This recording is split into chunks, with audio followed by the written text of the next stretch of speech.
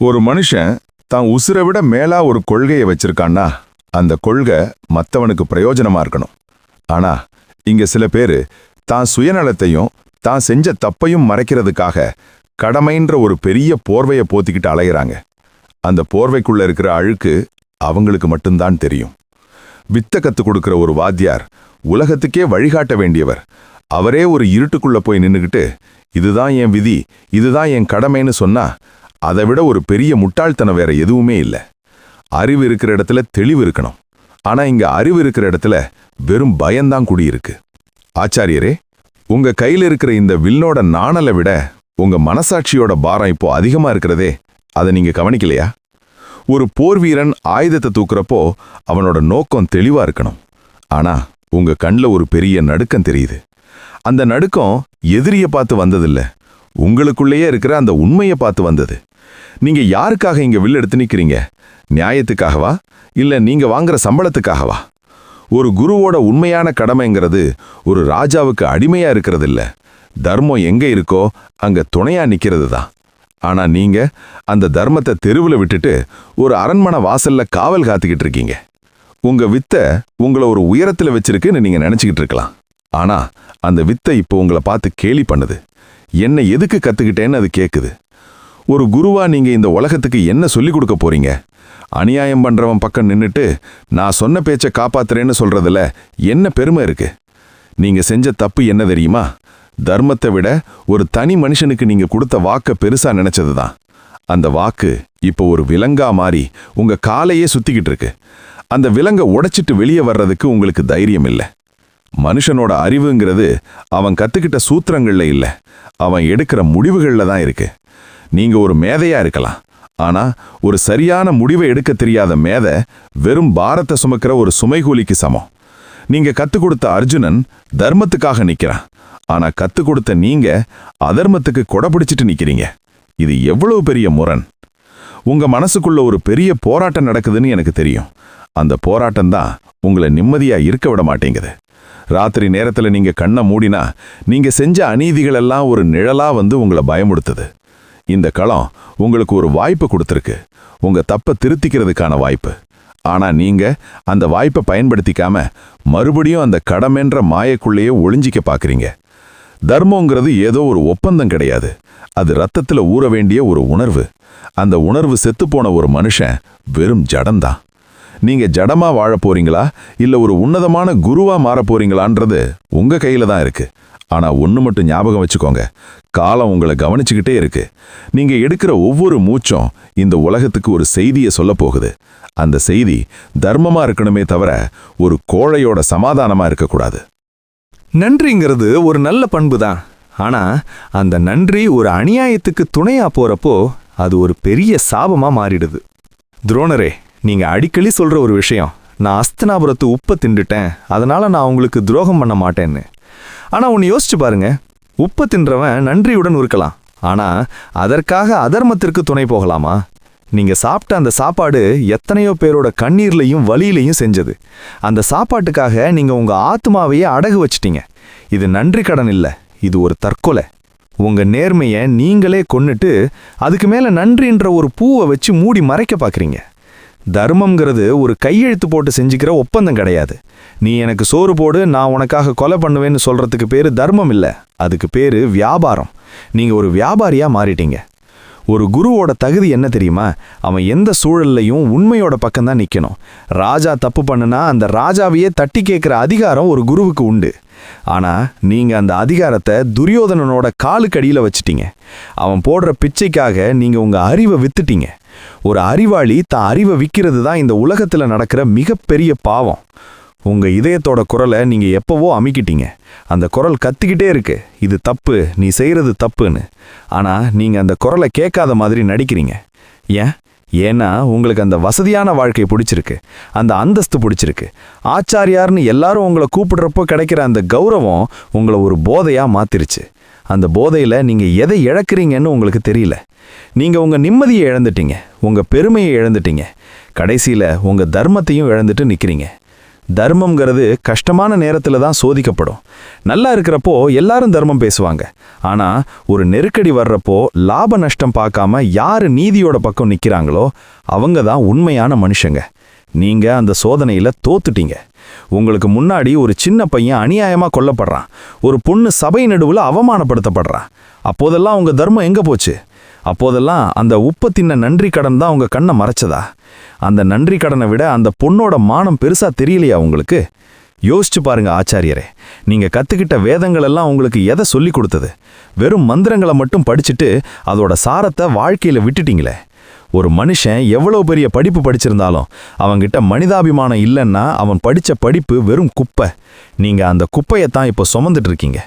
தர்மம் ஒரு ஒப்பந்தம் இல்லை, அது ஒரு உணர்வு. அந்த உணர்வை மறுபடியும் உங்க மனசுக்குள்ள கொண்டு வாங்க. அப்போதான் உங்களுக்கு விடிவு கிடைக்கும். இல்லைன்னா நீங்க செஞ்ச இந்த நன்றி கடன் உங்களை நரகத்துக்கு தான் கூட்டிட்டு போகும். அறிவுங்கிறது ஒரு விளக்கு மாதிரி. அது இருக்கிற இடத்த சுத்தி இருக்கிற இருட்டை போக்கணும். ஆனா அந்த விளக்கே ஒருத்தனோட கண்ணை மறைக்குதுன்னா அதுக்கு பேரு அறிவு கிடையாது, அது ஒரு விதமான திமிரு. துரோணரே, உங்ககிட்ட இருக்கிற அந்த அபாரமான வித்தை உங்களுக்கு ஒரு பெரிய கர்வத்தை கொடுத்துருச்சு. நான் நினைச்சா யாரையும் உருவாக்குவேன், நான் நினைச்சா யாரையும் அழிப்பேன்னு நீங்க நினைக்கிற அந்த எண்ணம் தான் உங்க வீழ்ச்சிக்கு முதல் படி. ஒரு குருவுக்கு அழகு அடக்கம், ஆனா உங்ககிட்ட இருக்கிறது வெறும் அகந்த மட்டும்தான். நீங்க கத்துக்கிட்ட அஸ்திரங்கள் எல்லாம் உங்களை ஒரு உன்னதமான மனுஷனா மாத்திருக்கணும். ஆனா அது உங்களை ஒரு அதிகார போதை பிடிச்ச ஆளா மாத்திடுச்சு. அன்னைக்கு அர்ஜுனனுக்கு வித்தை சொல்லி கொடுத்தப்போ அந்த மரத்துல இருந்த பறவையோட கண்ணை மட்டும் தைக்க சொன்ன நீங்களே இன்னைக்கு நீதியோட கண்ணை மறைச்சிட்டு நிக்கிறது ஏனோ? ஒரு மாணவனுக்கு இலக்க மட்டும் சொல்லி கொடுத்த நீங்க அந்த இலக்கு தர்மத்தோட பாதையில இருக்கணும்ன்றத சொல்லி கொடுக்க மறந்துட்டீங்களே. இல்ல உங்களுக்கே அது தெரியாம போயிடுச்சா? அறிவுங்கிறது உலகத்தை காக்கிறதுக்காக இருக்கணுமே தவிர ஒரு தனி மனுஷனோட கர்வத்தை தீக்கிறதுக்காக இருக்கக்கூடாது. ஆனா நீங்க உங்க அறிவை ஒரு ஆயுதமா மாத்தி அதை வச்சு மத்தவங்களை அடக்க பாக்குறீங்க. இது எவ்வளவு பெரிய அறியாம! உங்ககிட்ட வித்த கத்துக்க வந்த ஏகலைவன் கிட்ட நீங்க நடந்துகிட்ட விதம் இருக்கே, அது உங்க அகந்தையோட உச்சக்கட்டம். அவன் உங்க மேல வச்சிருந்த பக்தியை மதிக்கிறத விட்டுட்டு உங்க சிஷ்யன் அர்ஜுனன் தான் இந்த உலகத்துல பெரிய ஆளா இருக்கணும்ன்ற உங்க சின்னத்தனமான ஆசைக்காக அந்த ஏழை பையனோட கட்ட விரலை கேட்டீங்களே, அங்கேயே உங்க அறிவு செத்து போச்சு. ஒரு குரு தன் மாணவனை விட திறமையான ஒருத்தனை பார்த்தா பெருமைப்படணும். ஆனா நீங்க பயந்தீங்க. அந்த பயம்தான் உங்களை ஒரு அநீதிக்கு துணை போக வச்சது. உங்க கர்வத்தை காப்பாத்திக்க நீங்க ஒரு திறமையையே காவு வாங்கினீங்க. இதுவா ஒரு மேதைக்கு அழகு? அறிவாளிங்கிறது மற்றவங்களுக்கு புரியாத வார்த்தைகளை பேசுறவன் கிடையாது, மற்றவங்களோட வலியை புரிஞ்சிக்கிறவன் தான் உண்மையான அறிவாளி. நீங்க எத்தனையோ சாஸ்திரங்களை கரைச்சி குடிச்சிருக்கலாம், ஆனா ஒரு துளி மனிதாபிமானம் கூட உங்க அறிவுல கலக்கல. வெறும் வில் வித்தை மட்டும் ஒருத்தவனை வீரனாக்கிடாது, அந்த வித்தையை தர்மத்துக்காக பயன்படுத்துறவன் தான் வீரன். நீங்க ஒரு கோழையா மாறிட்டீங்க. உங்க அறிவை ஒரு கவசமா போட்டுக்கிட்டு அதுக்குள்ள உங்க தப்புகளை மறைக்க பாக்குறீங்க. நான் பெரிய ஆச்சாரியன், எனக்கு எல்லாம் தெரியும்னு நீங்க சொல்ற ஒவ்வொரு வார்த்தையும் உங்க அறியாமையை தான் வெளிக்காட்டுது. இந்த உலகம் அறிவாளிகளை விட நல்லவங்களை தான் அதிகமா தேடுது. நீங்க அறிவாளியா இருக்கலாம், ஆனா நல்லவரா இருக்க தவறிட்டீங்க. உங்களோட இந்த அகந்தை தான் உங்க கண்ணை மறைச்சு எது நியாயம் எது அநியாயம்னு தெரியாம பண்ணிடுச்சு. ஒரு உண்மையான ஞானிக்கு தான்கிற அந்த அகங்காரம் இருக்கக்கூடாது. ஆனா நீங்க நான்ற அந்த குறுகிய வட்டத்துக்குள்ளேயே சுத்திட்டு இருக்கீங்க. அந்த வட்டம்தான் உங்களை அஸ்தினாபுரத்து சிம்மாசனத்துக்கு முன்னாடி தலையை குனிய வச்சிருக்கு. உங்க அறிவை தர்மத்துக்காக அடகு வைக்காம அதிகாரத்துக்காக அடகு வச்சிட்டீங்க. இந்த போர் ஒரு போர் மட்டும் இல்ல, இது உங்களோட அகந்தையை உடைக்கிற ஒரு சம்மட்டி அடி. நீங்க கத்துக்கிட்ட வித்தையெல்லாம் இந்த களத்துல மண்ணோடு மண்ணா போக போகுது. ஏன்னா தர்மம் இல்லாத அறிவு என்னைக்குமே நிலைக்காது. அந்த அறிவு ஒரு சுமையா மாறி உங்களையே அமுக்க போகுது. இன்னும் காலம் இருக்கு. அந்த கர்வத்தை விட்டுட்டு ஒரு சாதாரண மனுஷனா யோசிச்சு பாருங்க. அப்போ தெரியும் நீங்க எவ்வளவு பெரிய தப்பு பண்ணிருக்கீங்கன்னு. ஒரு குருவோட பெருமை அவரோட அறிவுல இல்ல, அவரோட ஆத்மார்த்தமான நேர்மையில தான் இருக்கு. அதை நீங்க எப்பவோ தொலைச்சிட்டீங்க. மனுஷன் வாழ்க்கையில பாசம்ங்கிறது ஒரு அழகான பூ மாதிரி இருக்கணும். ஆனா அதுவே ஒரு மனுஷனோட கண்ணை குத்துற முள்ளா மாறிட்டா அங்கதான் அழிவ ஆரம்பிக்குது. துரோணரே, உங்க வாழ்க்கையில நீங்க எடுத்த அத்தனை தப்பான முடிவுகளுக்கும் பின்னாடி ஒரு முகம் இருக்கு. அது உங்க மகன் அஸ்வத்தாமனோட முகம். ஒரு அப்பாவா உங்க மகனை நீங்க நேசிக்கிறதுல எந்த தப்பும் இல்லை, அது இயற்கை. ஆனா அந்த மகன் மேல நீங்க வச்சிருக்கிற குருட்டு பாசம் இருக்கே, அது உங்க அறிவையும் தர்மத்தையும் சேர்த்து எரிச்சிடுச்சு. மகனை நேசிப்பது தந்தைமை, ஆனா மகனின் அதர்மத்தை சகிப்பது பலவீனம். நீங்க ஒரு வீரனா தோற்கல, ஒரு அப்பாவா அந்த பாசத்துல விழுந்துட்டீங்க. சின்ன வயசுல ஒரு சொட்டு பாலுக்காக உங்க பிள்ளை அழுதப்போ அந்த வறுமை உங்க மனசை எவ்வளோ காயப்படுத்துச்சுன்னு எனக்கு தெரியும். அந்த ஒரு காயத்துக்காகத்தான் நீங்க இன்னைக்கு ஒரு ராஜ்யத்தையே விலையா கொடுத்துக்கிட்டு இருக்கீங்க. அஸ்வத்தாமனுக்கு ஒரு ராஜ்ய வாழ்க்கையை அமைச்சு கொடுக்கணும், அவனுக்கு அதிகாரத்தை கொடுக்கணுன்ற உங்க ஆசை உங்களை ஒரு குருடனா மாத்திருச்சு. ஒரு பிள்ளைக்கு ஒரு அப்பா கொடுக்க வேண்டிய உண்மையான சொத்து என்ன தெரியுமா? அது நல்ல ஒழுக்கமும் நேர்மையும் தான். ஆனா நீங்க அவனுக்கு அநியாயத்துக்கு துணை போறது எப்படின்னு தான் சொல்லி கொடுத்துருக்கீங்க. அஸ்வத்தாமன் இன்னைக்கு அதர்மத்தின் பக்கம் நிக்கிறான்னா அதுக்கு முழு பொறுப்பு நீங்க தான். நீங்க அவனுக்கு பாசத்தை ஊட்டினீங்க, ஆனா நீதியை ஊட்ட மறந்துட்டீங்க. பற்றுதல் என்பது அன்பல்ல, அது அறிவை கெடுக்கும் விலங்கு. அந்த விலங்கு உங்களை அஸ்தினாபுரத்து அரண்மனையில கட்டி போட்டிருக்கு. என் புள்ள நல்லா இருக்கணும்னு நீங்க நினைக்கிறப்போ மற்றவங்களோட பிள்ளைங்க சாகிறத பத்தி நீங்க கவலைப்படல. பாண்டவர்களும் உங்க மாணவர்கள் தானே, அவங்களும் உங்களுக்கு பிள்ளைங்க மாதிரி தானே. ஆனா உங்க ரத்த பாசம் வந்தப்போ அந்த சிஷ்ய பாசம் எங்க போச்சு? அஸ்வத்தாமனுக்கு ஒரு சின்ன அடி விழுந்தா கூட துடிச்சு போற நீங்க அபிமன்யோன்ற ஒரு பச்சை குழந்தைய அத்தனை பேரா சேர்ந்து செதைச்சப்போ எப்படி அமைதியா இருந்தீங்க? அங்க உங்க பாசம் ஒரு சுயநலமா மாறிடுச்சு.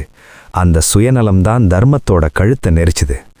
ஒரு மனுஷன் எப்போ எதையாவது ஒன்று ரொம்ப இறுக்கமா பிடிச்சிக்கிறானோ அப்பவே அவன் அதை இழக்க ஆரம்பிச்சிடுவான். நீங்க அஸ்வத்தாமனை பிடிச்சிக்கிட்டு தர்மத்தை விட்டீங்க. இப்ப பாருங்க, அந்த தர்மமே உங்க மகனை உங்ககிட்ட இருந்து பிரிக்க போகுது. நீங்க எதை சொத்தா அவனுக்கு விட்டுட்டு போக போறீங்க? ஒரு அசிங்கமான வரலாற்றையா? தன் மகனுக்காக ஒரு குருவே தர்மத்தை அடகு வச்சார்னு இந்த உலகம் பேச போற அந்த பழியத்தான் அவனுக்கு கொடுக்க போறீங்களா? இதுவா நீங்க அவனுக்கு செய்யற கைமாறு? அன்பால ஒரு மனுஷனை நல்வழிப்படுத்தலாம், ஆனா அதே அன்பு ஒரு அநியாயத்தை நியாயப்படுத்த பயன்பட்டா அது அன்பே கிடையாது, அது ஒரு விதமான வியாதி. உங்க மனசுக்குள்ள ஒரு பயம் இருக்கு. ஏன் இல்லைன்னா என் புள்ள என்ன ஆவான்னு நீங்க நினைக்கிறீங்க. இந்த உலகம் கடவுளோட கட்டுப்பாட்டில் இருக்குன்ற உண்மையை நீங்க மறந்துட்டீங்க. நீங்க ஒரு கருவிதான், ஆனா நீங்க தான் எல்லாத்தையும் தீர்மானிக்கிறதா ஒரு மாயையில இருக்கீங்க. அந்த பாசம் உங்களை ஒரு அடிமையா மாத்திருச்சு. ஒரு ஞானி எல்லாருக்கும் சமமானவரா இருக்கணும், ஆனா நீங்க ஒரு அப்பான்ற அந்த சின்ன வட்டத்துக்குள்ளேயே சுருங்கிட்டீங்க. அந்த வட்டம்தான் உங்களை இப்போ இந்த இக்கட்டான சூழல்ல நிறுத்தியிருக்கு. பாசத்தை விட பெரியது தர்மம்னு நீங்க என்னைக்கு உணர்றீங்களோ அன்னைக்கு தான் உங்களுக்கு விடுதலை கிடைக்கும். ஆனா அந்த விடிவு வர்றதுக்குள்ள எல்லாமே முடிஞ்சு போயிடும் போல இருக்கே. ஒரு இடத்துல அநியாயம் நடக்கிறப்போ அதை எதிர்க்கிற துணிச்சல் இல்லாதவன் கூட ஒரு கட்டத்துல மன்னிப்புக்கு தகுதியானவன் ஆகிடலாம். ஆனா எல்லா அதிகாரமும் இருந்தும் எது தர்மம்னு நல்லா தெரிஞ்சும் அந்த இடத்துல ஒரு வார்த்தை கூட பேசாம மௌனமா இருக்கிற ஒரு அறிஞன் இருக்கானே, அவன் அந்த அநியாயத்தை செய்யறவனை விட பல மடங்கு கொடியவன். துரோணரே, பாஞ்சால நாட்டு இளவரசி திரௌபதிய அந்த சபை நடுவுல இழுத்துட்டு வந்து அவமானப்படுத்தின அந்த கொடூரமான நிமிஷம் உங்க ஞாபகத்துல இருக்கா? அந்த சபையில நீங்க ஒரு ஓரமா உட்கார்ந்து தலைய குனிஞ்சிட்டு இருந்தீங்களே, அந்த மௌனம்தான் அன்னைக்கு துரியோதனனுக்கு கிடைச்ச மிகப்பெரிய பலம். அநீதி நடக்கும்போது மௌனமாக இருக்கும் அறிஞன் அந்த அநீதியை செய்பவனை விட கொடியவன். நீங்க அன்னைக்கு பேசாத ஒவ்வொரு வார்த்தையும் தர்மத்தோட நெஞ்சில தச்ச அம்பு. இது ராஜ தர்மம், நான் ஒரு வேலைக்காரன், எனக்கு இந்த அதிகாரத்துல பேச உரிமை இல்லைன்னு நீங்க உங்களுக்குள்ளேயே ஒரு பொய் சமாதானத்தை சொல்லிக்கிட்டு இருந்தீங்க. ஆனா உண்மை என்ன தெரியுமா? உங்க கையில வித்தை இருந்தது, உங்க சொல்லுக்கு ஒரு கௌரவம் இருந்தது. நீங்க அந்த இடத்துல எழுந்து நின்னு இது தப்பு, இதை நிறுத்துன்னு ஒரே ஒரு வார்த்தை சொல்லியிருந்தா அந்த சபையே நடுங்கி இருக்கும். ஆனா நீங்க பயந்தீங்க. எதை இழக்க பயந்தீங்க? உங்க பதவியையா, இல்ல உங்க ராஜ மரியாதையையா? ஒரு பொண்ணோட மானத்தை விட உங்க பதவி பெருசா போயிடுச்சா? அநீதியை கண்டு பொங்காத அறிவு வெறும் சாம்பலுக்கு சமம். அந்த சாம்பலைத்தான் நீங்க இப்போ உங்க நெத்தியில திருநீரா பூசிக்கிட்டு சுத்துறீங்க. அதுல எந்த புனிதமும் இல்ல, அதுல இருக்கிறது வெறும் அசிங்கம் மட்டும்தான். ஒரு அறிவாளியோட மௌனம்தான் இந்த உலகத்துல நடக்கிற பல அழிவுகளுக்கு காரணம்.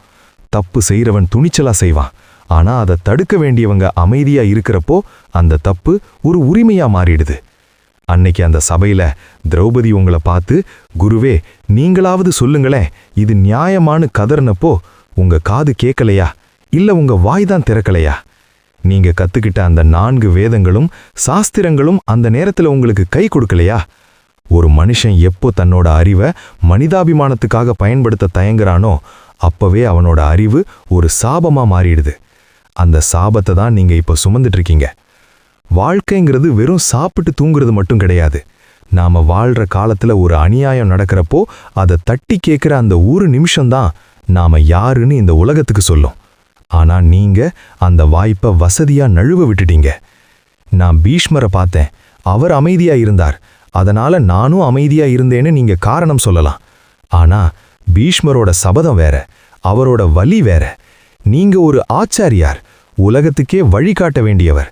நீங்களே மௌனமா இருந்தா அப்புறம் இந்த உலகம் யாரை பார்த்து பாடம் கத்துக்கும்? உங்க மௌனம்தான் அன்னைக்கு கௌரவர்களுக்கு ஒரு பெரிய கவசமா இருந்துச்சு. அந்த கவசத்துக்கு பின்னாடி ஒழிஞ்சுக்கிட்டு தான் அவங்க அந்த மகா பாவத்தை செஞ்சாங்க. இப்போ இந்த போர்க்களத்துல நின்னு நீங்க வீரம் பேசுறதுல ஒரு அர்த்தமும் இல்லை. அன்னைக்கு அந்த சபையில காட்டாத வீரம் இப்போ எதுக்கு? உங்க வில்லிலிருந்து வர்ற அம்புகள் இப்போ அர்ஜுனனை நோக்கி பாயலாம். ஆனா அந்த அம்புகள்ல தர்மம் இல்லை. ஏன்னா நீங்க தர்மத்தையே அன்னைக்கு மௌனமா இருந்து அடகு வச்சிட்டீங்க. ஒரு மனுஷனோட அறிவு அவனுக்குள்ள ஒரு நெருப்பை உருவாக்கணும். அந்த நெருப்பு அநீதியை சுட்டு பொசுக்கணும். ஆனா உங்க அறிவு ஒரு ஐஸ் கட்டி மாதிரி குளிர்ந்து போயிடுச்சு. அந்த குளிர்ச்சி தான் உங்களை ஒரு உணர்ச்சியற்ற கல்லா மாத்திடுச்சு. அந்த கல்லுக்கு முன்னாடி நின்னு நான் இப்ப பேசுறது கூட வேஸ்ட்னு எனக்கு தோணுது. ஆனா காலத்தோட கணக்கு வேற. நீங்க செஞ்ச அந்த மௌனமான பாவத்துக்கு இந்த போர்க்களம் ஒரு பெரிய விலையை கேட்க போகுது. உங்க மனசாட்சி இப்ப கூட உங்களை கேள்வி கேட்டுக்கிட்டே தான் இருக்கு. அந்த சபையில நீங்க பார்த்த அந்த திரௌபதியோட கண்ணீர் இன்னிக்கும் உங்க கனவுல வருதுல்ல? அந்த கண்ணீர் தான் உங்க அழிவுக்கு ஆரம்பம். ஒரு தப்பு நடக்கிறப்போ அங்க இருக்கிற பெரியவங்க அமைதியா இருந்தா அந்த ஊரே அழிஞ்சு போகும்னு சொல்லுவாங்க. இப்ப பாருங்க, இந்த மொத்த பாரத தேசமே அழிஞ்சுகிட்டு இருக்கு. இந்த அழிவுக்கு துரியோதனன் மட்டும் காரணம் இல்லை. அந்த சபையில மௌனமா இருந்த நீங்களும் தான் ஒரு முக்கிய காரணம். நீங்க அன்னைக்கு தர்மத்தை பேசல, அதனால இன்னைக்கு தர்மம் உங்களை பார்த்து பேச மறுக்குது. இதுதான் நீங்க செஞ்ச அந்த மௌனத்துக்கான தண்டனை. குருவுக்கும் சீடனுக்கும் இருக்கிற பந்தங்கிறது வெறும் வித்தைய சொல்லி கொடுக்கறது மட்டும் கிடையாது. அது ஒரு உசிரோட இன்னொரு உசிர் கலக்கிற மாதிரி. ஆனா இன்னைக்கு இந்த போர்க்களத்துல ஒரு குருவும் அவரோட ஆகச்சிறந்த சீடனும் எதிரெதிரா நின்னுகிட்டு இருக்கீங்க. துரோணரே, இத பாக்குறப்ப மனசுக்கு எவ்வளவு வேதனையா இருக்கு தெரியுமா? நீங்க அர்ஜுனனுக்கு வில்வித்தைய சொல்லி கொடுத்தப்ப அவன் மேல நீங்க வச்சிருந்த அன்பு இருக்கே, அது உங்க மகனை விட ஒரு படி அதிகமாவே இருந்தது. ஆனா இன்னைக்கு அர்ஜுனன் தர்மத்திற்காக போராடுகிறான், நீங்க வெறும் சம்பளத்திற்காக போராடுகிறீர்கள். இதுதான் உங்க 2 பேருக்கும் இருக்கிற வித்தியாசம். அவன் ஒரு லட்சியத்துக்காக தான் கையை உயர்த்துறான், ஆனா நீங்க ஒரு அநியாயக்காகம் போட்ட சோத்துக்காக உங்க வில்ல தூக்குறீங்க. ஒரு வீரனோட வெற்றியையும் தோல்வியையும் அவன் கையில இருக்கிற அம்பு தீர்மானிக்கிறது இல்ல, அவனோட மனசுல இருக்கிற நோக்கம்தான் தீர்மானிக்குது. அர்ஜுனன் முன்னாடி நிக்கிறது அவரோட ஆச்சாரியர்னு அவனுக்கு நல்லா தெரியும். அவனோட கை நடுங்குது, கண்ணுல தண்ணி வருது. ஏன்னா அவன் உங்களை மதிக்கிறான். ஆனா அதே நேரத்துல அவன் தர்மத்தோட பக்கம் நிக்கிறான். அவனோட நோக்கம் சுத்தமானது. ஆனா நீங்க அர்ஜுனனை அழிக்கணும்னு நினைக்கிறீங்க. ஏன்னா நீங்க துரியோதனனோட கைக்கூலியா மாறிட்டீங்க. ஒரு குரு தான் மாணவனை விட ஒரு படி மேல இருக்கணும்னு நினைப்பாங்க. ஆனா நீங்க அவனை மட்டம் தட்டணும்னு நினைக்கிறீங்க. அவனோட வெற்றி உங்களை விட பெருசா இருக்கிறத உங்களால ஏத்துக்க முடியல. உங்க வித்தையில நீங்க ஒரு ஜாம்பவானா இருக்கலாம், ஆனா ஒரு சிஷ்யனுக்கு வழிகாட்ட தவறிட்டீங்க. ஒரு மாணவன் தடம் மாறி போனா அதை திருத்துறது குருவோட வேலை. ஆனா இங்க மாணவன் சரியா இருக்கான், வாத்தியார் தான் தடம் மாறி போயிருக்காரு. அர்ஜுனன் உங்ககிட்ட வந்து, குருவே இது தர்மம் இல்லைன்னு சொன்னப்ப நீங்க அவனை தட்டி கொடுத்துருக்கணும். ஆமாண்டா, நீ சொல்றதுதான் சரின்னு சொல்லிட்டு நீங்க தர்மத்தோட பக்கம் வந்திருக்கணும். ஆனா உங்க அகங்காரம் உங்களை அங்கேயே தடுத்து நிறுத்திடுச்சு. நான் பெரிய ஆச்சாரியன், ஒரு சின்ன பையன் எனக்கு புத்தி சொல்றதா என்ற அந்த திமிரு தான் உங்களை இப்போ எதிரியா மாத்திருச்சு. சம்பளம் வாங்கிட்டு வேலை செய்யறவன் ஒரு தொழிலாளி, ஆனா ஒரு குருவுக்கு அந்த இலக்கணம் கிடையாது. குருங்கிறவர் சுதந்திரமானவர், அவர் யாருக்கும் அடிமையாக இருக்கக்கூடாது. ஆனா நீங்க அஸ்தினாபுரத்து அரண்மனையில இருக்கிற அந்த பொன் பொருள் அந்தஸ்து எல்லாத்துக்கும் அடிமையாகிட்டீங்க. அந்த அடிமைத்தனம் தான் உங்களை இன்னைக்கு உங்க சொந்த மாணவனுக்கு எதிரா அம்பு விட வைக்குது. ஒரு மாணவன் மேல வில் எடுக்கிற ஒரு குரு அந்த நிமிஷமே தான் தகுதியை இழந்துடுறான். நீங்க உங்களோட குரு சீடர் உறவை இப்போ ஒரு வெறும் வியாபாரமா மாத்திட்டீங்க. அர்ஜுனன் ஜெயிக்க போறான், அது எனக்கு தெரியும். ஏன்னா அவன் கிட்ட இருக்கிறது வெறும் காண்டீபம் மட்டும் இல்ல, அவன் கிட்ட தர்மம் இருக்கு. நீங்க தோக்க போறீங்க, ஏன்னா உங்ககிட்ட இருக்கிறது வெறும் வித்தை மட்டும்தான். வித்தைங்கிறது ஒரு நுட்பம், ஆனா தர்மங்கிறது ஒரு சக்தி. அந்த சக்திக்கு முன்னாடி உங்க நுட்பம் எல்லாம் ஒண்ணும் இல்லாம போயிடும். ஒரு குருவா இருந்துட்டு தான் மாணவனோட வெற்றிக்கு பின்னாடி ஒரு ஆசீர்வாதமா இருக்க வேண்டிய நீங்க அவனோட பாதைக்கு ஒரு முள்ளா நிக்கிறீங்க. இது வரலாற்றிலேயே மிகப்பெரிய ஒரு கரும்புள்ளி. இந்த வரலாற்றை யாராலையும் மாத்த முடியாது. மனசை தொட்டு சொல்லுங்க துரோணரே, அர்ஜுனனை பார்க்கறப்போ உங்களுக்கு பெருமையா இருக்கா இல்ல பயமா இருக்கா? அவனோட நேர்மை உங்களை உலுக்கி எடுக்குது. அவன் நிக்கிற அந்த தார்மீக உறுதி உங்ககிட்ட இல்ல. நீங்க ஒரு பொய்யான பிம்பத்தை சுமந்துகிட்டு இருக்கீங்க. நான் ஒரு வீரன், நான் ஒரு வாத்தியார்னு நீங்க வெளியே காட்டிக்கிட்டாலும் உள்ளுக்குள்ள நீங்க ஒரு குற்றவாளியா தவிக்கிறீங்க. அந்த தவிப்பு தான் உங்களோட அம்புல வேகம் இல்லாம பண்ணுது. நீங்க அர்ஜுனனை ஜெயிக்க முடியாது, ஏன்னா நீங்க ஏற்கனவே உங்களுக்குள்ளேயே தோத்து போயிட்டீங்க. நோக்கமே ஒரு வீரனின் வெற்றியையும் தோல்வியையும் தீர்மானிக்கிறதுன்ற உண்மையை இப்பவாவது புரிஞ்சுக்கோங்க. ஒரு மனுஷனோட அறிவுங்கிறது அடுத்தவங்களுக்கு வழிகாட்டணும். ஆனா அதே அறிவு அடுத்தவங்கள குழி தோண்டி புதைக்க பயன்பட்ட அதை விட ஒரு கேவலமான செயல் வேற எதுவுமே இல்லை. துரோணரே, அன்னைக்கு அந்த போர்க்களத்துல நீங்க பின்னின அந்த சக்கர வியூகம் இருக்கே, அது வெறும் இராணுவ உத்தி கிடையாது. அது உங்களோட மனிதாபிமானம் செத்து போனதுக்கு ஒரு சாட்சி.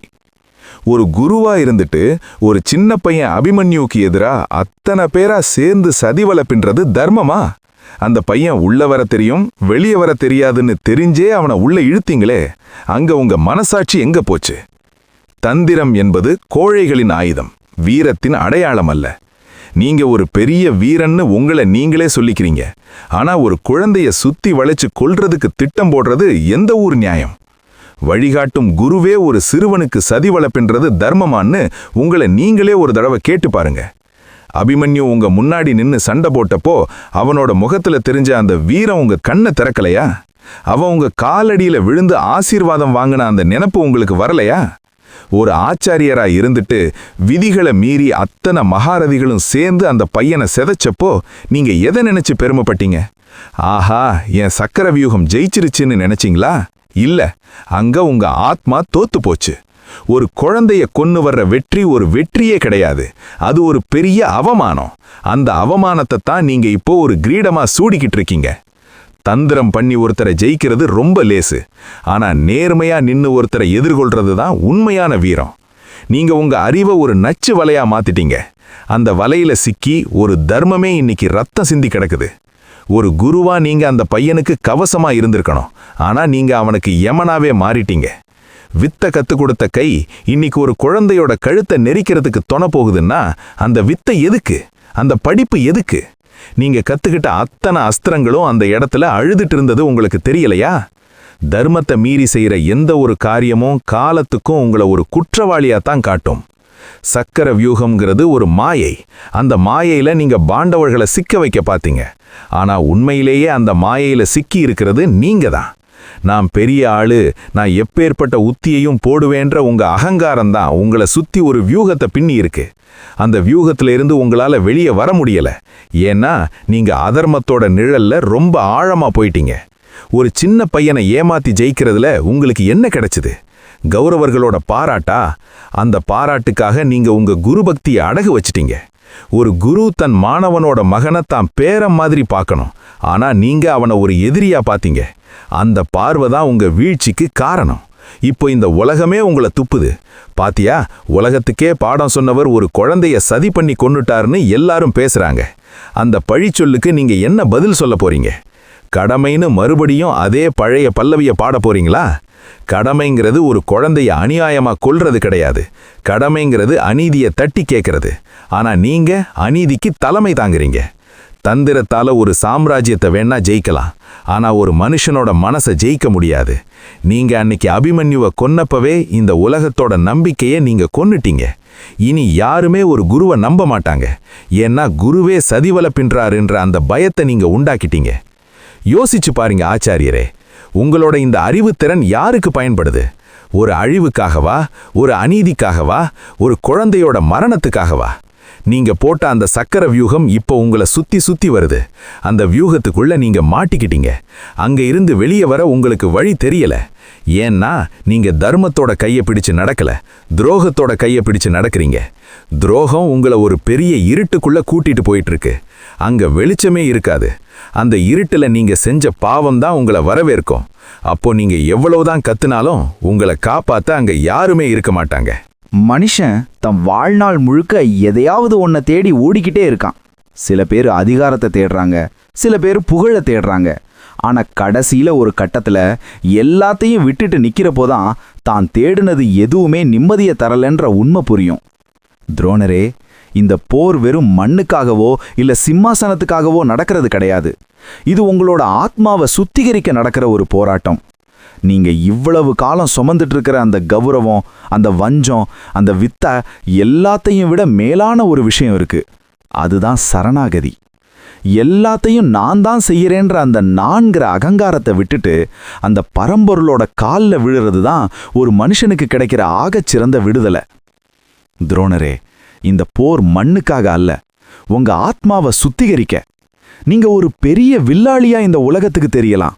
ஆனா எனக்கு முன்னாடி நீங்க வெறும் ஒரு தப்பு செஞ்ச குழந்தை தான். ஒரு குழந்தை தப்பு செஞ்சுட்டு அந்த தப்பை மறைக்க பொய் மேல பொய்ய சொல்லிக்கிட்டு இருக்கோம். ஆனா அந்த தப்பை ஒத்துக்கிட்டு தான் அம்மா கிட்டயோ அப்பா கிட்டயோ வந்து நின்னுட்டா அந்த நிமிஷமே அந்த பாரம் இறங்கிடும். நீங்க ஏன் இன்னும் அந்த வில்லை கட்டிக்கிட்டு தவிக்கிறீங்க?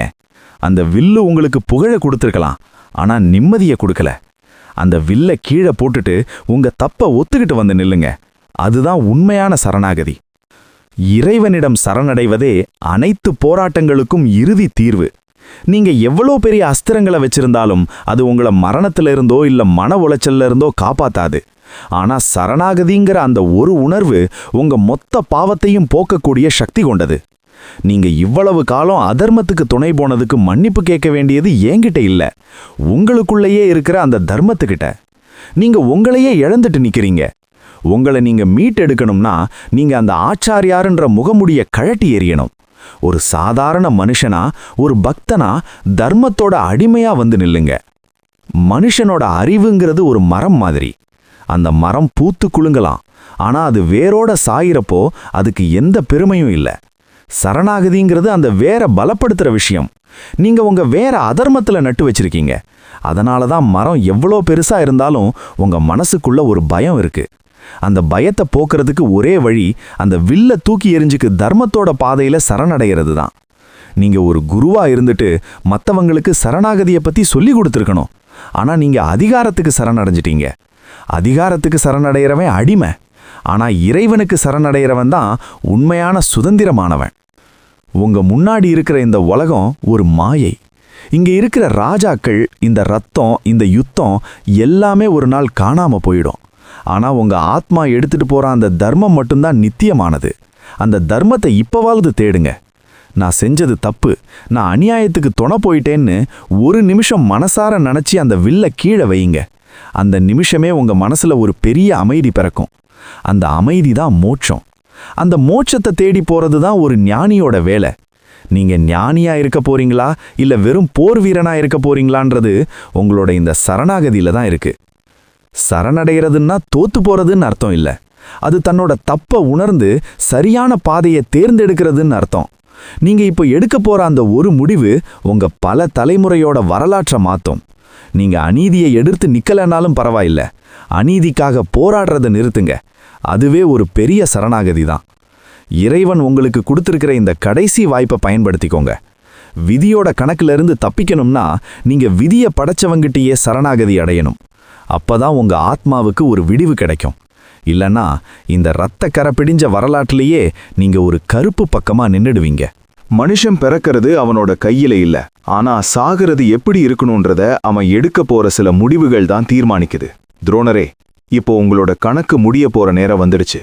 ஒரு செடி காஞ்சு போறதுக்கு முன்னாடி அதுல இருக்கிற கடைசி பூ மலர்ற மாதிரி உங்க வாழ்க்கையோட கடைசி வாய்ப்பு இப்போ உங்க முன்னாடி நிக்குது.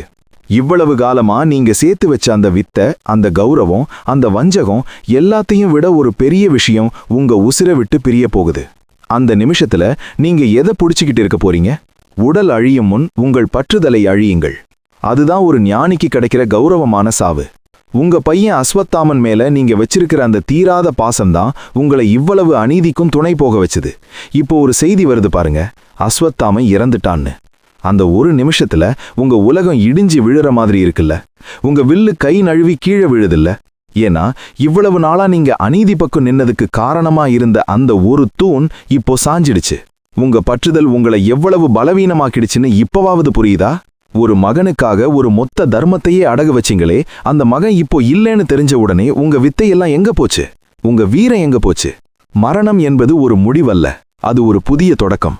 ஆனா அந்த தொடக்கம் நல்லபடியா இருக்கணும்னா நீங்க போறப்போ உங்க மனசுல இருக்கிற அத்தனை அழுக்குகளையும் இங்கேயே விட்டுட்டு போகணும். நீங்க இன்னும் அந்த பொய்யான பற்றுதல்லையே உழண்டுட்டு இருந்தா உங்க ஆத்மாவுக்கு விடுதலை கிடைக்காது.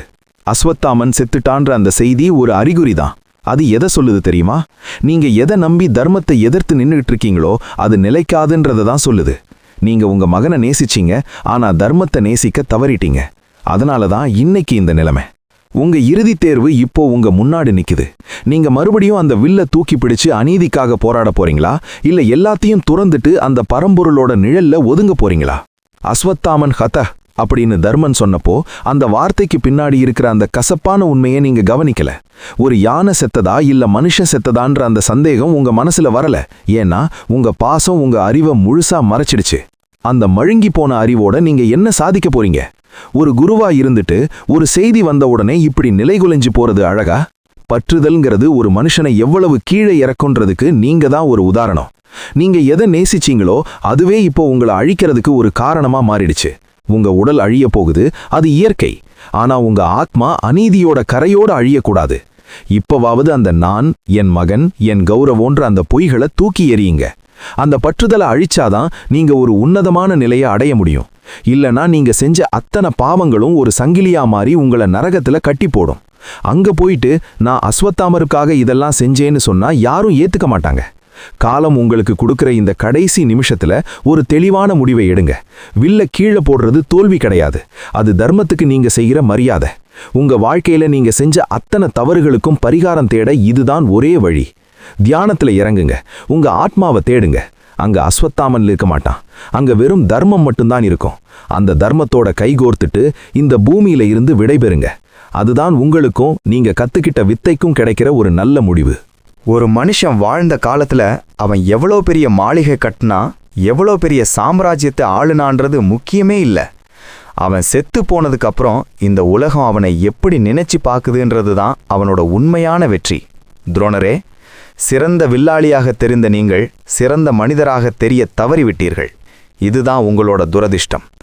நீங்க உலகத்துக்கே ஆயுத வித்தையை சொல்லி கொடுத்துருக்கலாம், ஆனா அந்த ஆயுதத்தை எப்படி நேர்மையா பயன்படுத்தணுன்ற அந்த வாழ்க்கை ஞானத்தை நீங்க உங்க வாழ்க்கையில கடைபிடிக்கல. வரலாறு உங்களை ஒரு பெரிய ஆசிரியரா மட்டும் இல்ல, ஒரு அநீதியான போருக்கு துணை போன ஒரு குற்றவாளியாகவும் தான் பார்க்கும். நாம் கற்ற வித்தையை விட நாம் வாழ்ந்த முறையே நம் பெயரை காக்கும். நீங்க கற்றுக் கொடுத்த வித்தை அர்ஜுனனை ஒரு மகா வீரனா மாத்துச்சு. ஏன்னா அவன் தர்மத்தோட பாதையை தேர்ந்தெடுத்தான். ஆனா அதே வித்தை உங்களை ஒரு அடிமையா மாத்திருச்சு. ஏன்னா நீங்க அதர்மத்தோட நிழல்ல ஒதுங்குனீங்க. உங்க மரபுங்கிறது வெறும் இந்த சக்கர வியூகமும் வில்வித்தையும் மட்டும் கிடையாது, அது ஒரு பாடம். எப்பேற்பட்ட மேதையா இருந்தாலும் அவன் தர்மத்தை தவறவிட்டா அவனோட முடிவு எவ்வளவு கேவலமா இருக்குன்றதுக்கு நீங்க தான் ஒரு நிப்பியமான சாட்சி. இதுவா நீங்க இந்த உலகுக்கு விட்டுட்டு போக போற பாடம்? யோசிச்சு பாருங்க. இனி வர்ற தலைமுறை உங்களை பத்தி என்ன பேசும்? துரோணர் ஒரு பெரிய வாத்தியார், ஆனா அவர் திரௌபதியோட மானம் பறிபோகும்போது அமைதியா இருந்தார்னு சொல்லுவாங்களே, அந்த ஒரு வார்த்தை உங்க அத்தனை புகழையும் அழிச்சிடாதா? நீங்க சம்பாதிச்ச அத்தனை கௌரவமும் அந்த ஒரு மௌனத்துல கரைஞ்சு போயிடுச்சு. ஒரு மனுஷனோட வாழ்க்கைங்கிறது ஒரு ஓவியம் மாதிரி. அதுல நீங்க எவ்வளவுதான் அழகான கலர்களை பூசினாலும் ஒரு இடத்துல விழுந்த கரை அந்த ஓவியத்தையே அசிங்கப்படுத்திடும்.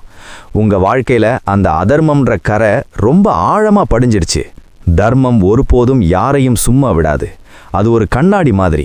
நாம என்ன செய்யறோமோ அதையே நமக்கு திருப்பி தரும். நீங்க ஏகலைவனோட விரலை கேட்டீங்க, இன்னைக்கு அந்த தர்மம் உங்களோட உசிரையே கேக்குது. நீங்க பாண்டவர்களுக்கு துரோகம் செஞ்சீங்க, இன்னைக்கு அந்த துரோகமே உங்களுக்கு யமனா வந்து நிக்குது. இதையெல்லாம் பார்க்கும்போது உங்களுக்கு என்ன தோணுது? இது விதியோட விளையாட்டு இல்ல, இது உங்களோட வினைகளோட அறுவடை. நீங்க எதை விதைச்சிங்களோ அதைத்தான் இப்போ அறுவடை செய்றீங்க. அந்த அறுவடை கசப்பாதான் இருக்கும். இருந்தாலும் உங்க மரபுல ஒரு ஒளி இருக்கு. அது என்ன தெரியுமா?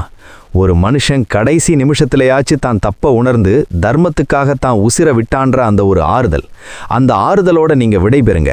நீங்க கத்துக்கிட்ட அத்தனை வித்தைகளையும் விட இந்த சரணாகதியும் தர்மத்தை ஏற்றுக்கிற அந்த மனப்பக்குவமும் தான் உங்களை மேலே கொண்டு போகும். இந்த போர்க்களம் உங்களை ஒரு கொலையாளியா மட்டும் இல்லாம ஒரு தெளிவு பெற்ற ஞானியா அனுப்பட்டும். உங்க ஆத்மாவுக்கு நிம்மதி கிடைக்கணும்னா நீங்க இந்த உலகத்துல ஒட்டிக்கிட்டு இருக்கிற அத்தனை பொய் கௌரவங்களையும் இங்கேயே விட்டுட்டு போகணும். துரோணரே, இதோ தர்மத்தோட சக்கரம் சுழன்று முடிஞ்சிடுச்சு. நீங்க நிக்கிற இந்த மண்ணு உங்களை ஏத்துக்க தயாராயிருக்கு. ஆனா உங்க பெயர் இந்த உலகத்துல என்னவா நிலைக்க போகுதுன்றது உங்க கையில இல்ல, அது உங்களோட செயல்கள்ல இருக்கு. இனி வர்ற காலத்துல யாருமே ஒரு தப்பு செய்யும்போது உங்களை நினைச்சு பார்த்தா அவங்க அந்த தப்பை செய்ய தயங்கணும். துரோணரே இவ்வளோ பெரிய தண்டனையை அனுபவிச்சார்னா நாம என்ன ஆவோன்னு அவங்க பயப்படணும். அதுதான் நீங்க இந்த உலகுக்கு கொடுக்கிற உண்மையான உபதேசம். ஒரு சிறந்த வில்லாளியா நீங்க